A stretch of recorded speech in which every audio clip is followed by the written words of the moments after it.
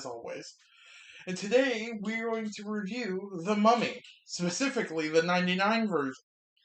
We will talk about the 2017 Mummy at a later date, and as an added bonus, we will be doing a comparison between this movie and that movie when that time comes. Movie sucked. That's a review for another day. So, Mummy 1999, directed by Stephen Sommers. Starring Brendan, is it Fraser? Yeah, Brendan Fraser. Rachel Weisz and John Hannah. Who's in the Last of Us TV show, believe it or not. Mm-hmm.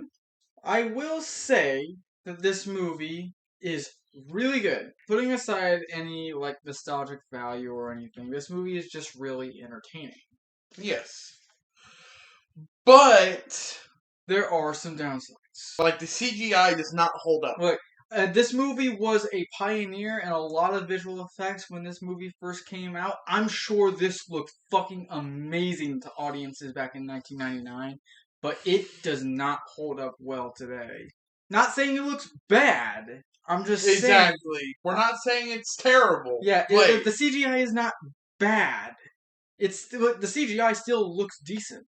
It just doesn't hold up on a technical level to today's CGI, which is to be expected, honestly, since the movie came out nearly 26 years ago. Damn, almost 30 years ago. Damn, I'm almost that old. So what is the plot of this movie? Well, for starters, we have our mummy for this movie, Imhotep, who was a real-life priest, I do believe, by the way.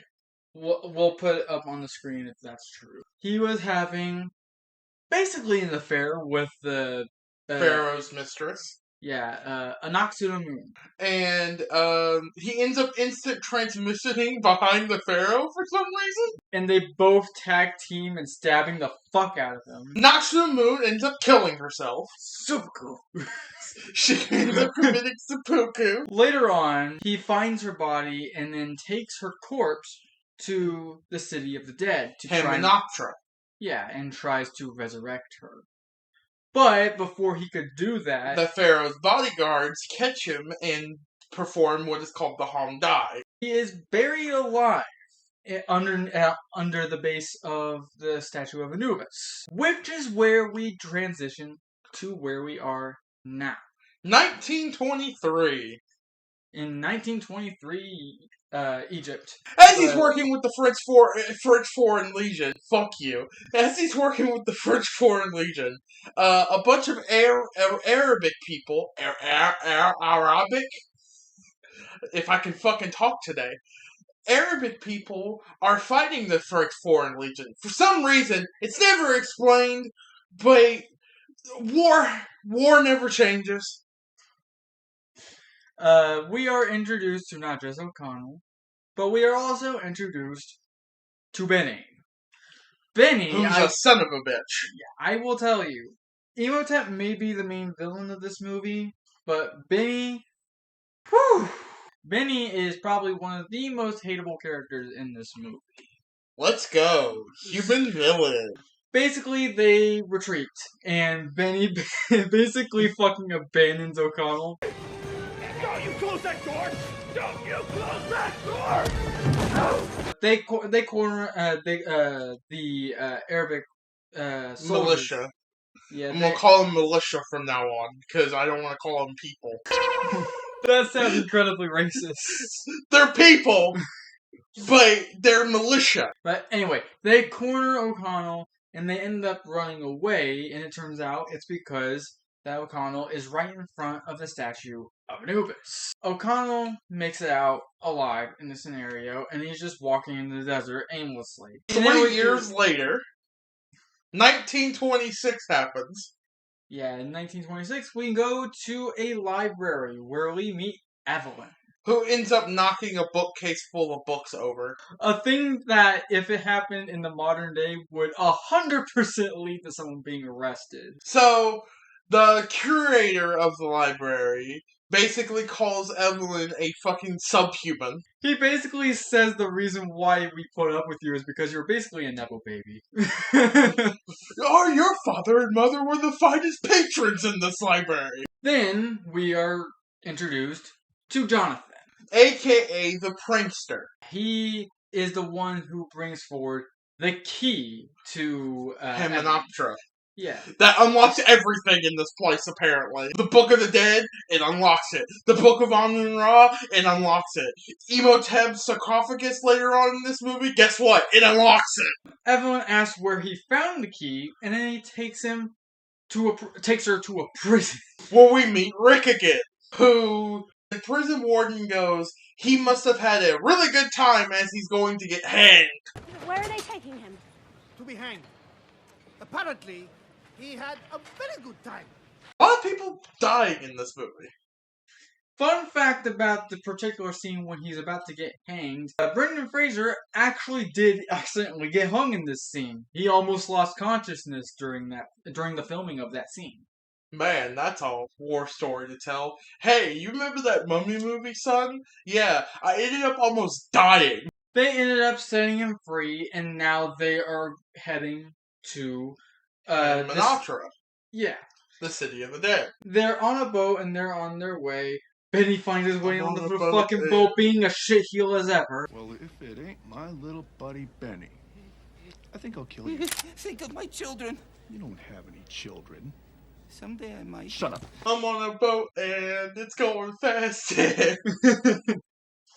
But then they are ambushed. They're asking for the key, and they start lighting the boat on fire. Well, after Rick O'Connell shoots the lantern to start the fire.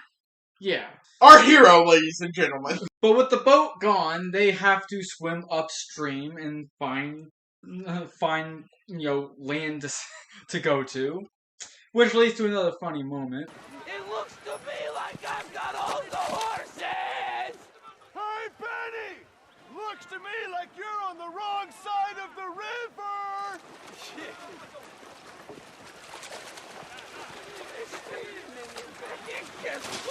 Oh, I must also remind that they are joined by a group of Americans, which are quintessential Americans, especially for the 1920s when this movie takes place. Then they end up traveling across the desert until they finally reach the city of the dead. Which reveals itself in the sunrise.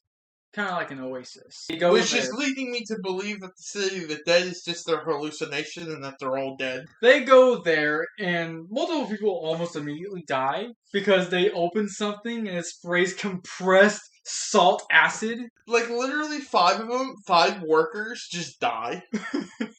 Well, I mean, we're assuming Well, that's the thing. They open the thing, they get salt acid, and then we never see them again. we're assuming they're dead because we never see them again for the rest of the movie. Another person dies, the prison ward from the prison, Because he got a scarab in his fucking brain. by mistaking the scarab for fucking blue metal. Blue gold. No, blue gold. Which doesn't exist. At least I don't think. If it does, I'll show it on here, but I'm pretty sure it does not exist. They're exploring the city of the dead. They find Imhotep's sarcophagus. Well, they don't know it's Imhotep's sarcophagus yet, but they find the sarcophagus, and they miraculously have the key that opens said sarcophagus. Also, at the same time, the Americans find the Book of the Dead, which requires the same damn key. Which, if you don't know, the Book of the Dead, and it will be placed here, is a scroll. It's not an actual book in real life. This is one of those artistic licenses for the movie. Later on, it's explicitly explained that whoever opens the book will be cursed. It will place a curse on the land. Whoever opens the chest will place the curse and the 10 plagues or whatever. The home die causes it. You know what? I've watched this movie multiple times, and you know what plagues me to this day? The home die doesn't sound like a curse. Think about it. Whoever suffers the home die who's awakened will cause the 10 plagues of Egypt. That just sounds like power to me. They explicitly explain that bad shit will happen if they open the book. So let's open the book! Evelyn has the key to open all things, apparently, in the City of the Dead, and opens the book and wakes up Emotep like a dumb bitch. Immediately after, a swarm of locusts storm the camp that they're sleeping in. Doesn't kill anybody. At least I don't think. I think a group of workers get eaten up. But it I doesn't feel sorry for all the Arabic people in this movie, because Like, it seems like they're- Emotep targets just them. It seems like they're just cannon fodder for everything in this movie. I feel sorry for the people. After that, they, I believe they go into the city itself for refuge from the locusts, And only to run from scarabs. yeah, a couple of people get eaten up by the scarabs, and one unfortunate American in the team loses his glasses and is stuck in the dark hallway. I think his name is Burns. He ends up getting his eyeballs ripped out, eyeballs and tongue ripped out by Emotep. So don't know why Emotep's not blind, or nearsighted. Yeah. But it is what it is, I guess. But Evelyn was the one who found the guy with his eyes and tongue removed, and also finds Emotep, who mistakes her for Knox in the Moon. And then we get another funny moment when Rick O'Connell runs in.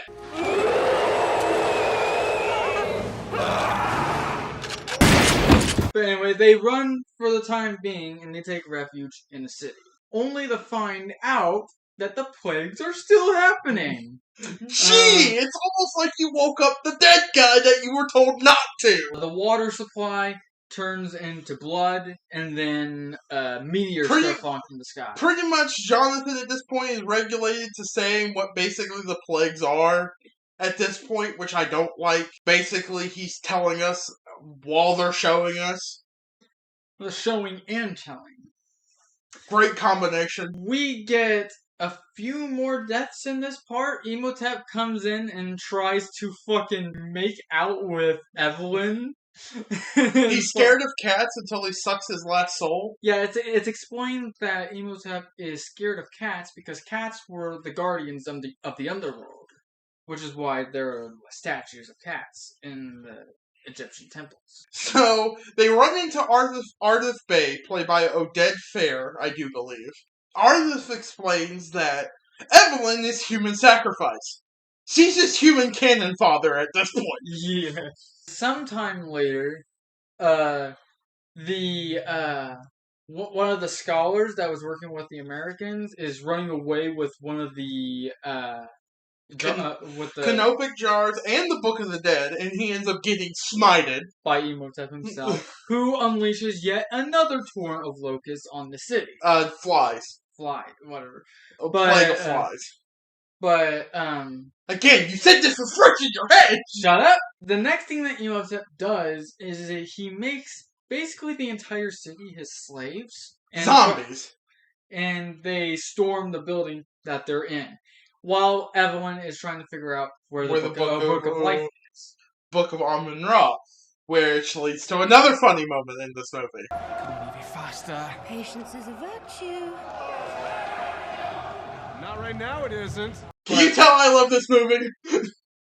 They make it out, but not without running into a big fucking mob of people that they decide to run over. Again, I feel sorry for the Arabic people, the Egyptian people in this movie. Keep in mind, this movie was filmed in Morocco. This wasn't even filmed in Egypt. Mm-hmm. After the chase that they went on, Evelyn ends up going with Emotep just to buy them time, and O'Connor and Jonathan... O'Connell. Whatever. They get out with their lives, and they try to find a pilot. The pilot they actually met earlier on in a bar in the city. Dying of boredom and booze. But they end up finding the pilot in Cairo, and they ask Giza. him... It's actually the airport in Giza. Oh. But, and they find them in an airport in Giza, and they ask for a flight to where they're going. Back to the City of the Dead. And He asked if it's part of the Royal Air Force, and Rick just basically goes, "Yeah, no, fam. No, fam, this ain't part of shit." And Winston's just like, "Alright, cool, let's go to die!" As they're flying, Emotep Forms does a sand fuss- wall. Yeah, and the plane crashes. Rick and Jonathan survive. but Rick, the pilot- Jonathan, and Ardith survive, but Winston unfortunately perishes in quicksand. Yeah, Quicksand! Yeah, For film's continuity! yeah, that's the thing.